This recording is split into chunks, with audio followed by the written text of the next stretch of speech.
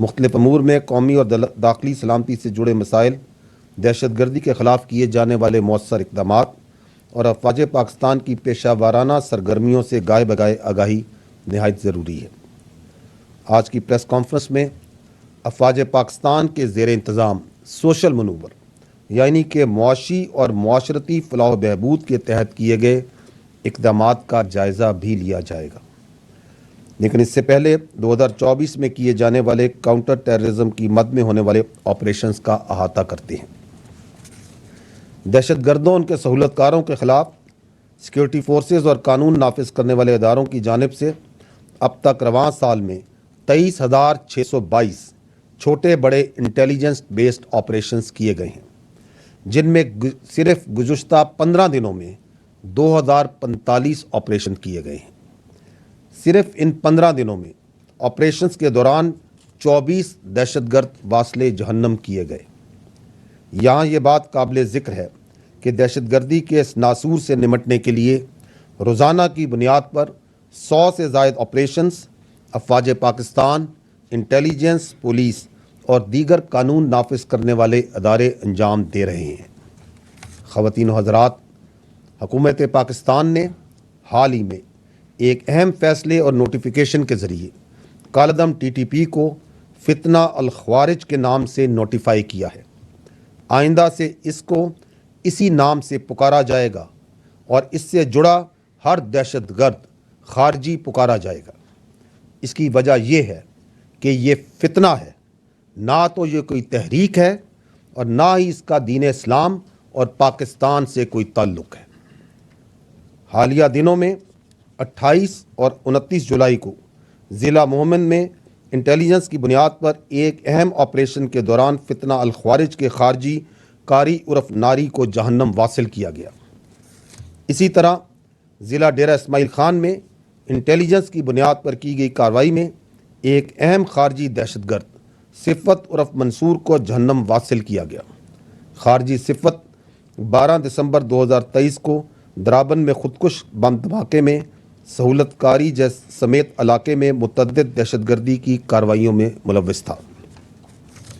خواتین و حضرات، سال 2024 کے پہلے 7 ماہ میں کاؤنٹر ٹیررزم کے ان آپریشنز کے دوران 139 بہادر آفیسرز اور جوانان نے جامِ شہادت نوش کیا۔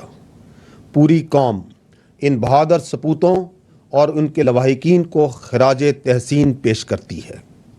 اس سے ظاہر ہوتا ہے کہ افواج پاکستان، قانون نافذ کرنے والے ادارے اور انٹیلیجنس ایجنسیز پاکستان کی داخلی اور بارڈر سیکیورٹی کو یقینی اور دائمی بنانے کے لیے مکمل طور پر فوکسڈ ہیں۔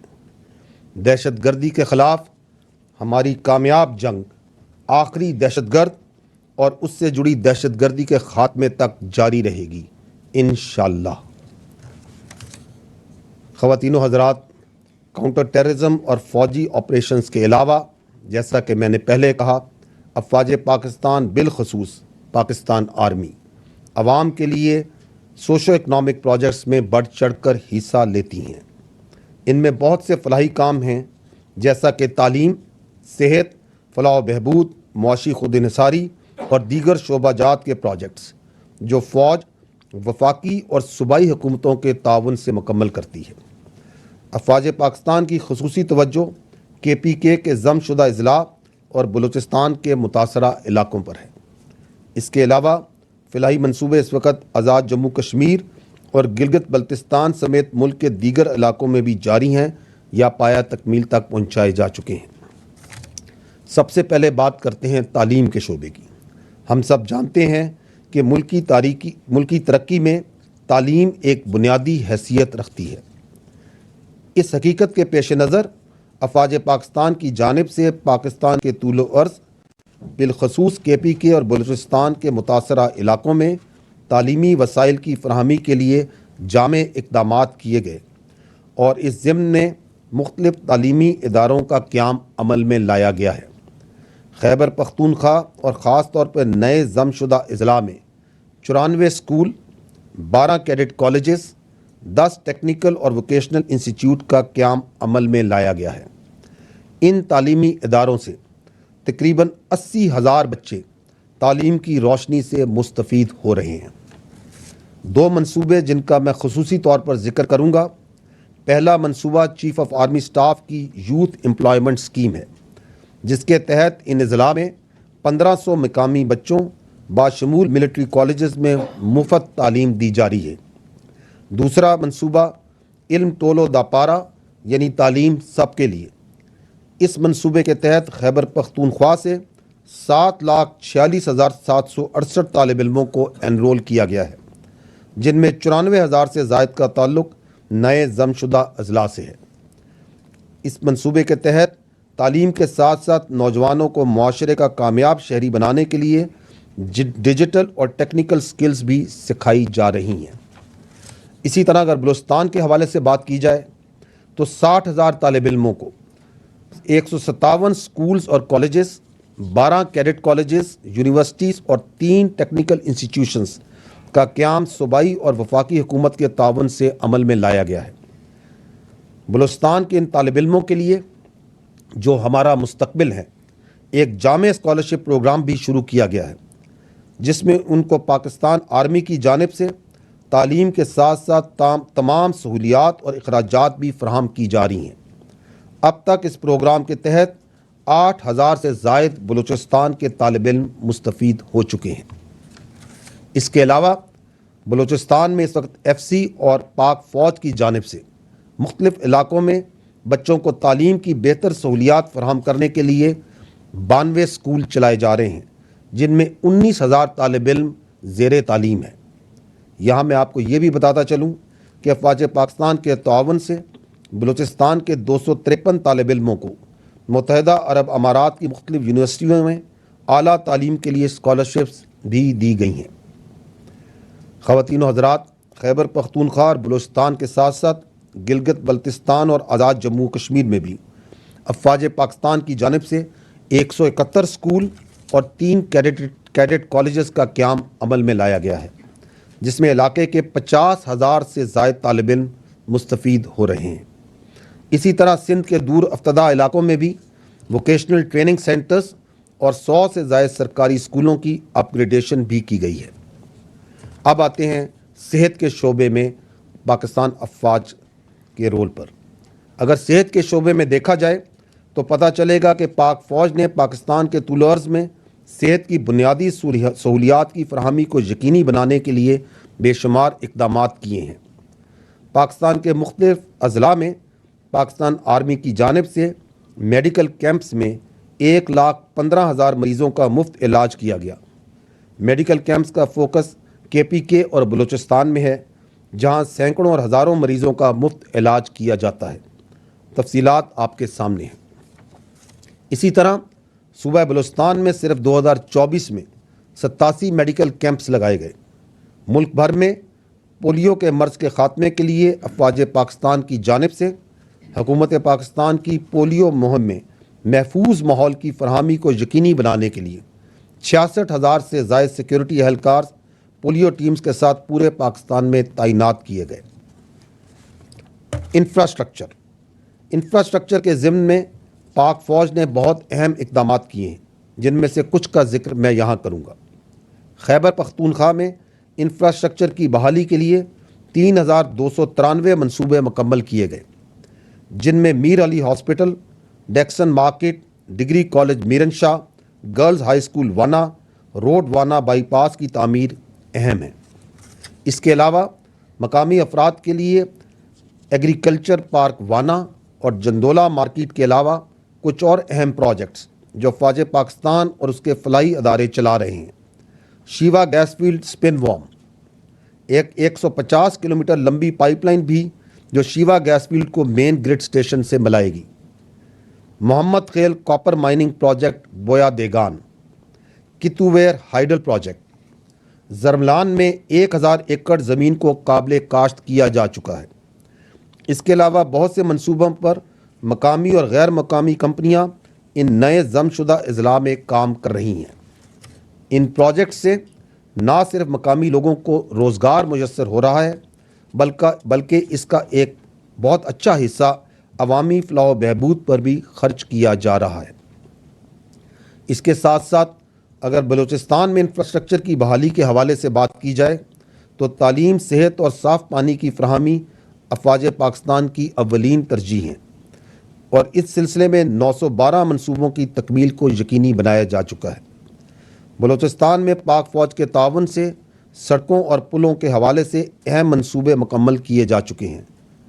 آرمی چیف کی طرف سے گوادر کے عوام کے لیے تعلیم، صحت، پانی اور روزگار کی فراہمی کے لیے 104 مختلف منصوبوں پر کام جاری ہے اور کچھ پر کام مکمل ہو چکا ہے۔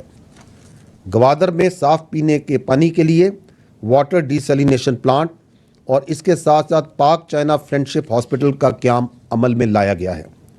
پنجگور میں متحدہ عرب امارات کے تعاون سے ڈیٹس پروسیسنگ پلانٹ کا قیام عمل میں لایا گیا ہے۔ اس منصوبے سے مقامی لوگوں کو روزگار کی سہولت میسر آ رہی ہے۔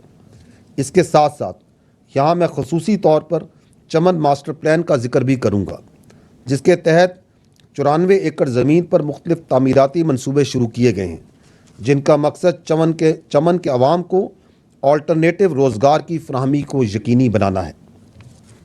خواتین و حضرات، جیسا کہ آپ کو معلوم ہے کہ افواج پاکستان گرین پاکستان انیشیٹو کے تحت فوڈ سیکیورٹی کے حوالے سے حکومت پاکستان کی طرف سے دیے گئے مینڈیٹ کے مطابق اپنا بھرپور کردار ادا کر رہی ہیں۔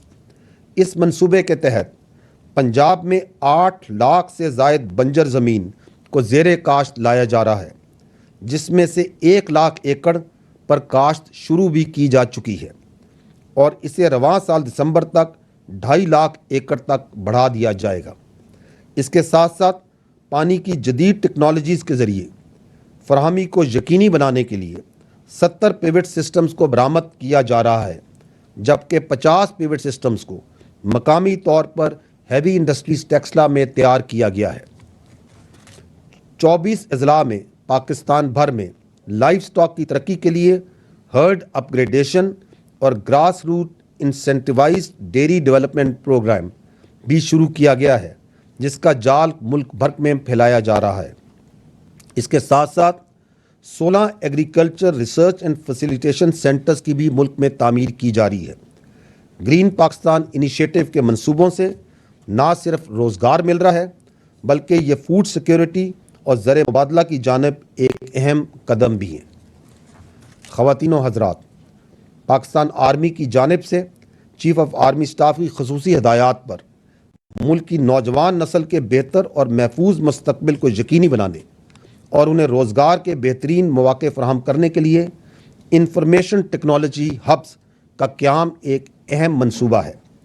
اس سلسلے میں DHA کوئٹہ، پشاور، ملتان اور اسلام آباد میں 3000 سے زائد نوجوانوں کو ان IT ہبس میں رجسٹر کیا جا چکا ہے، جبکہ ملک کے دیگر علاقوں میں بھی یہ منصوبے جلد شروع کیے جا رہے ہیں۔ خواتین و حضرات، ان منصوبوں کے علاوہ میں یہاں پر خصوصی طور پر اس بات کا ذکر کرنا چاہوں گا کہ افواج پاکستان قومی اہمیت کے حامل مختلف منصوبوں کا، جن کا معیشت کی ترقی میں اہم کردار ہے، سیکیورٹی بھی فراہم کر رہی ہے۔ افواج پاکستان اور سول آرمڈ فورسز کے ہزاروں اہلکار پورے ملک میں اہم منصوبوں کی سیکیورٹی پر تعینات ہیں۔ اس کے علاوہ CPEC کے مختلف پروجیکٹس کی سیکیورٹی کے لیے بھی ہزاروں اہلکار سیکیورٹی کے فرائض انجام دے رہے ہیں۔ پاکستان کی سوشو اکنامک ترقی کے ان منصوبوں اور شعبوں میں حصہ ڈالنے کے علاوہ افواج پاکستان کئی 100 ارب ٹیکس کی مد میں بھی جمع کروا رہی ہے۔ پہلے بھی یہ بتایا گیا ہے کہ سال 2022-23 میں پاکستان فوج نے بالواسطہ ٹیکس اور ڈیوٹیز کی مد میں تقریباً 100 ارب روپے قومی خزانے میں جمع کروائے، جبکہ پاکستان فوج کے رفائی اور ذیلی اداروں نے مجموعی طور پر تقریباً 260 ارب روپے ٹیکسز اور ڈیوٹیز کی مد میں قومی خزانے میں جمع کرائے۔ اگر ان اعداد و شمار کا جائزہ لیا جائے تو پاک فوج اور اس کے زیر انتظام اداروں نے صرف 2022-23 میں مجموعی طور پر 360 ارب روپے قومی خزانے میں ٹیکسز اور ڈیوٹیز کی مد میں جمع کروائے ہیں۔ اس کے علاوہ لاکھوں خاندان ان اداروں کی وجہ سے ملازمت اور روزگار حاصل کر رہے ہیں۔ شہداء کے خاندانوں کی فلاح و بہبود۔ خواتین و حضرات، پاکستان نے دہشت گردی کے خلاف ایک طویل جنگ لڑی ہے۔ اس سلسلے میں ہمارے آفیسرز اور جوانوں نے بیش بہا قربانیاں پیش کی ہیں۔ شہداء ہمارے ماتھے کا جھومر ہیں۔ افواج پاکستان اپنے شہداء، ان کے لواحقین اور اپنے غازیوں پر فخر کرتی ہے۔ اس سلسلے میں شہداء کے خاندانوں اور آپریشنز میں زخمی ہونے والے غازیوں کے لیے جامع پیکیجز مختص ہیں۔ اس وقت 2,40,000 ڈپینڈنٹس کو افواج پاکستان مختلف طریقوں سے لک آفٹر کر رہی ہیں، جن میں ان کی رہائش، شہداء کے بچوں کے تعلیمی اخراجات، کیڈٹ کالجز میں داخلے اور شادی کے اخراجات بھی شامل ہیں۔